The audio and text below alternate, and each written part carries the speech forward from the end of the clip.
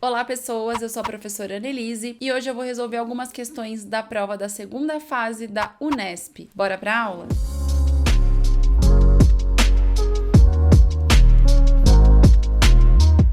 Bom, se você está prestando o vestibular desse ano, se você vai fazer Unesp, Fuvest, Unicamp ou até mesmo o Enem, aqui no canal tem uma playlist específica para você entender um pouco mais sobre essas provas. Também tem playlist de História Geral, de História do Brasil, então aproveita e já se inscreve aqui no canal, ativa o sininho para receber todas as notificações e compartilha o canal com os seus amigos que vão precisar desses vídeos. Nesse ano de 2022, a prova da Unesp foi bem diferente. Por conta da pandemia, a primeira e a segunda fase foram de questões de alternativa, então questões objetivas. A segunda fase aconteceu no dia 19 de dezembro e contou com 60 questões objetivas mais a redação. Então os candidatos tinham 5 horas para fazer essa prova, o que pode ser bem legal, né? Porque questões de objetivas dão um pouco mais de abertura para você pensar, pode também ser uma dificuldade. A prova da Unesp, apesar de ser uma prova um pouquinho mais tranquila quando comparada a outras provas, ela ainda assim é bastante exigente. Então, uma grande dica que eu sempre dou aqui para vocês que assistem os vídeos do canal é fazer as provas antigas desses vestibulares. Assim você conhece a prova e não vai ser uma surpresa quando você chegar ali no dia para fazer ela. Para o vídeo de hoje, eu selecionei 3 questões da prova de humanas, pensando em questões mais específicas relacionadas com história, porque ali no meio das questões você tinha questões mais relacionadas de geografia, até mesmo a filosofia. Então eu selecionei 3 questões que eu julguei mais importantes, relevantes, vou colocando ela aqui na tela para vocês, vou lendo junto com vocês as alternativas e explicando para vocês como é que funciona aí na hora de você resolver essa questão. Se você tiver dúvida, deixa aqui nos comentários que eu vou responder assim que eu puder. Então vamos lá. A primeira questão que eu vou colocar aqui na tela para vocês é sobre a derrubada das estátuas. Esse foi um tema bastante polêmico e falado no ano passado, principalmente com a queima da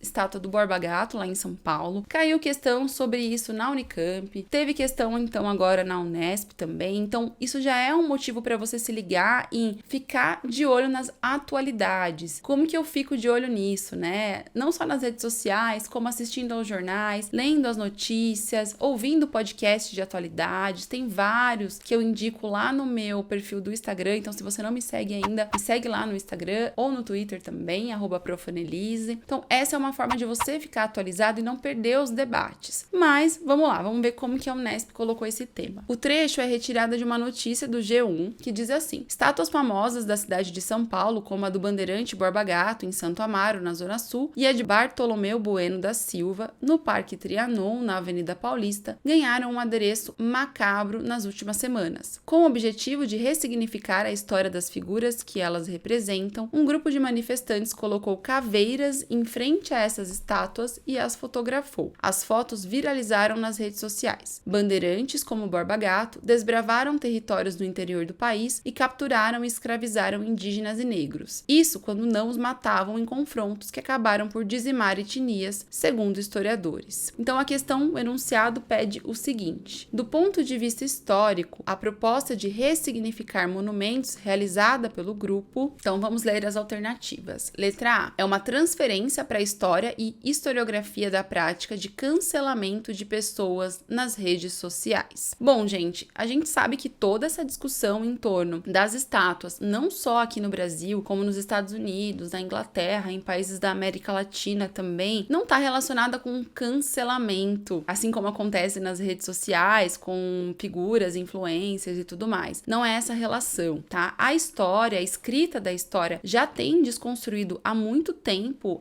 esse mito do bandeirante como um herói desbravador, e o que as pessoas estão fazendo, esses movimentos estão muito influenciados também com todas as manifestações em outros países. Então não se trata de um simples cancelamento e nem de a gente diminuir todo esse movimento social e de contestação com cancelamento. Depois a gente vem com a letra B. Entende a função da história como celebração dos mitos e heróis do passado. Bom, se essas pessoas estão questionando por meio de intervenções que colocam colocam ali, de fato, o que representa para algumas minorias essas estátuas, a gente não tá falando, nesse caso, de uma celebração de mitos e heróis, né? É justamente de um questionamento sobre esse título de mito e de herói. A letra C representa uma análise crítica e um esforço de revisão da memória histórica. Bom, já vou adiantar aqui que a letra C é a mais adequada e a gente está pensando em uma revisão justamente dessa memória, porque uma coisa é a escrita da história, galera, e outra questão é como essa memória desses fatos e desses personagens históricos aparecem na sociedade. Então, a alternativa C está pensando em como essa derrubada das estátuas e como essa proposta de ressignificar, como diz no enunciado, é uma análise crítica, tá? Mas vamos lá, para a letra D. A letra D diz: demonstra uma percepção otimista e ufanista da identidade e do passado brasileiros. Justamente o contrário, né? Não tem nada de ufanista e muito menos otimista. Tá tentando, então, desconstruir essa história.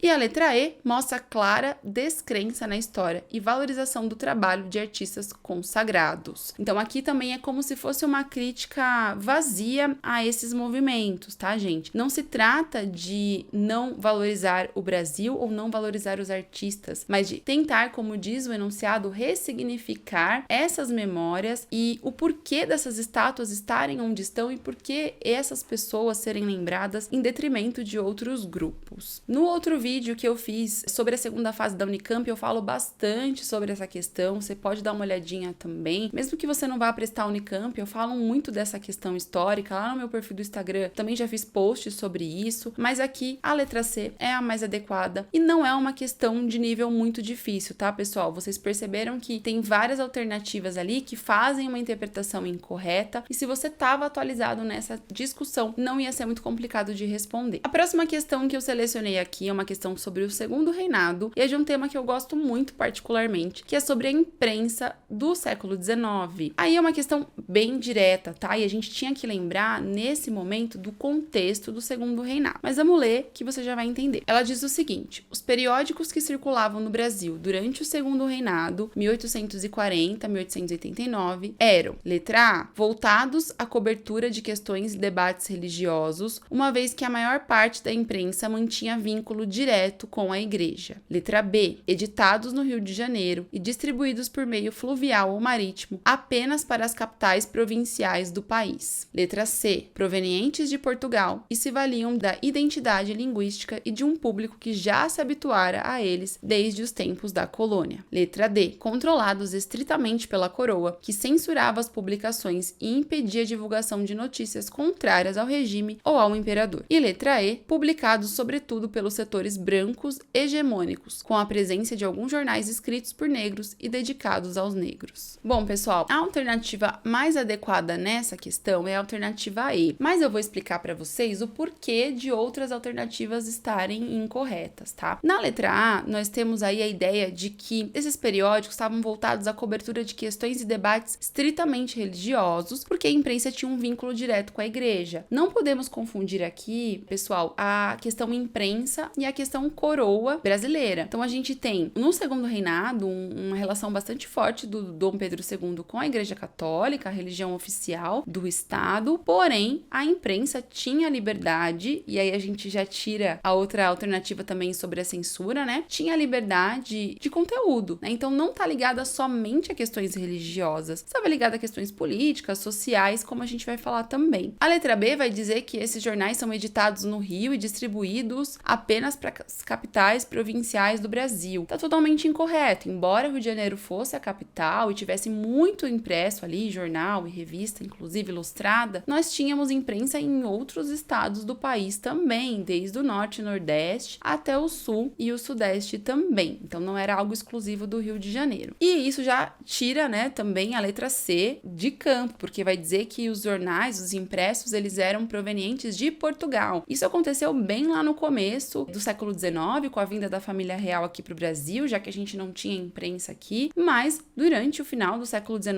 já tínhamos a própria prensa de fazer, né, os jornais e tudo mais, e editoras aqui no Brasil, então a gente tem essa letra C descartada. E a letra D, que dizia também que existia censura, é incorreta. Nós tínhamos vários jornais que criticavam o governo de Dom Pedro II, a Revista Ilustrada é uma delas, que sempre aparece nas questões com charges, com sátiras ao Pedro II, então essa alternativa está descartada e a E é a mais adequada. Por quê, gente? A gente tem aqui no nosso país, no Segundo Reinado, claro que uma imprensa bastante hegemônica, pensando que era uma imprensa branca da elite intelectual brasileira, mas nós tínhamos também, desde antes do Segundo Reinado, a imprensa abolicionista, que defendia o fim da escravidão, o fim dos maus tratos aos escravizados aqui no Brasil, periódicos esses, inclusive, que auxiliaram na abolição da escravidão e nas leis que antecederam a abolição da escravidão. Então, nós já temos aqui a alternativa mais adequada, que é a alternativa E. Essa não é uma questão tão fácil, tá? Eu posso dizer que ela tá de médio para difícil, porque ela é bastante específica sobre a imprensa. Porém, durante o conteúdo de Segundo Reinado, geralmente a gente fala da imprensa. Aqui no canal eu tenho um vídeo que eu falo um pouquinho sobre isso também. Então, é bem legal a gente ficar ligado nessas questões, porque a imprensa foi uma instituição bastante importante nesse contexto. A próxima e última questão que eu selecionei para vocês é uma questão um pouquinho mais atual do século XX e que traz imagens e texto para a gente pensar um pouco sobre a questão do autoritarismo, totalitarismo no século XX. Então, nós temos aí duas charges que eu vou colocar na tela. A primeira charge é um cartaz soviético de autoria desconhecida divulgado em 1941. E a segunda charge é uma charge bastante conhecida,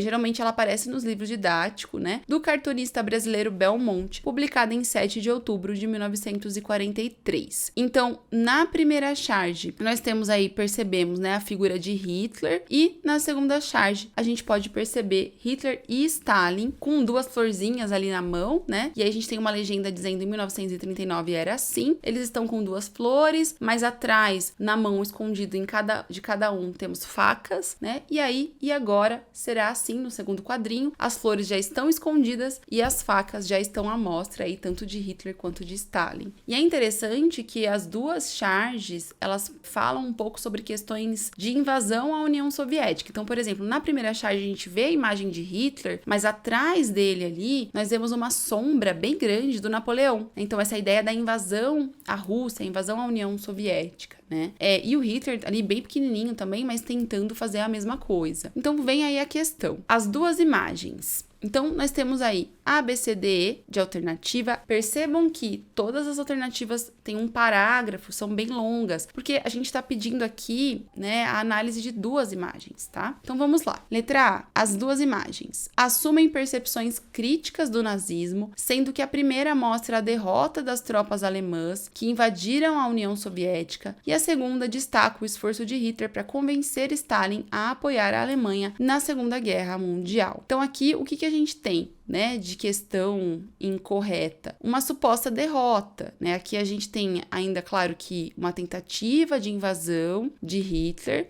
mas nós não conseguimos ver uma derrota em si. E na segunda charge, nós temos uma outra questão, que é a questão do pacto de não agressão e depois da invasão de Hitler à União Soviética. As duas imagens não tratam dessa mesma questão, por isso que a gente precisa pensar um pouco a respeito, né? Não são duas imagens feitas pela União Soviética, por exemplo, pelo governo soviético. Na letra B, nós temos, então, as duas imagens, associam o nazismo ao comunismo, sendo que a primeira compara o avanço russo contra as tropas napoleônicas ao avanço alemão na Segunda Guerra Mundial, e a segunda destaca a amizade pessoal entre os líderes políticos da Alemanha e da União Soviética. Então, não temos associação de nazismo ao comunismo, são questões colocadas de forma bem diferentes aí, são ideologias bem distintas, né, com ideias bem distintas. Na primeira imagem, a gente pode perceber que relações relacionam Napoleão contra o Napoleão e Hitler, né, adentrando a União Soviética, mas na segunda imagem a gente não tem uma questão de amizade, lembrando que foi um pacto político entre esses dois líderes. A letra C diz o seguinte: as duas imagens expõem a semelhança entre as guerras mundiais, sendo que a primeira demonstra o pacto germano-soviético na Primeira Guerra Mundial e a segunda destaca a retomada da aliança estratégica entre os países da Segunda Guerra. Então aí nós temos um erro histórico também. A primeira imagem não trata da Primeira Guerra, até porque o pacto germano-soviético só acontece na Segunda Guerra Mundial, ainda nem existia União Soviética no contexto da Grande Guerra. Depois, na letra D, estabelecem diálogos entre temporalidades, sendo que a primeira compara o avanço militar alemão sobre a União Soviética com a tentativa napoleônica de ocupar a Rússia, e a segunda ironiza a passagem do pacto germano-soviético para a condição de guerra. Essa alternativa D é a mais adequada, porque nós temos aí a explicação de basicamente o que são as duas imagens. Primeiro, nós temos as duas imagens trabalhando eventos diferentes, mas eventos relacionados à Rússia, tá? O cartaz soviético de 41, ele tá tentando associar a tentativa alemã de invasão da União Soviética que acontece na Segunda Guerra com a invasão de Napoleão em 1812, né, no Império Russo. A imagem tá tentando de alguma forma fazer uma propaganda até para a população se mobilizar mais uma vez e resistir mais uma vez contra esses invasores. Já a segunda charge do Belmonte, né, ela se refere ao pacto de não agressão, né, o pacto germano-soviético, que foi proposto pelos alemães em 39, mas que foi quebrado por eles mesmos em 41. Então, isso vai fazer com que a União Soviética entre, né, ao lado dos aliados. Então, são duas charges que falam de questões diferentes. Por isso a D é a mais adequada. Mas a letra E, porque ela não está correta, né? Vamos ler ela aí então. Ela diz o seguinte: exploram o conceito de totalitarismo, sendo que a primeira destaca os aspectos bélicos do poder absoluto da Alemanha e União Soviética, e a segunda ressalta as ações diplomáticas e o controle do aparato repressivo pelos regimes nazista e comunista. Então, mais uma vez, essas charges não estão explorando o conceito de totalitarismo, elas estão tratando de eventos específicos do contexto da Segunda Guerra, não falam de repressão nazista ou comunista, mas sim desses acordos políticos. Então, a letra D é a alternativa mais adequada. Percebam que essa é uma questão também de médio para difícil, porque ela fala de eventos bastante específicos, mas geralmente Segunda Guerra é um assunto mais popular, que a gente gosta de estudar e entende um pouco mais. Charges são muitas nesse contexto, então é importante você estudar essas charges dessa época também, mas elas estão meio que autoexplicativas aí, né? Principalmente a primeira. A segunda talvez te dê um pouco mais de dúvida se você não lembrar do pacto, mas elas são bastante explícitas, então é um pouco mais tranquilo. Então é isso, pessoal, espero que vocês tenham gostado da resolução dessas questões. Se você ainda tiver alguma dúvida, deixa aqui nos comentários, compartilha esse vídeo para aquele seu colega que vai prestar o Unesp esse ano, e até o próximo vídeo.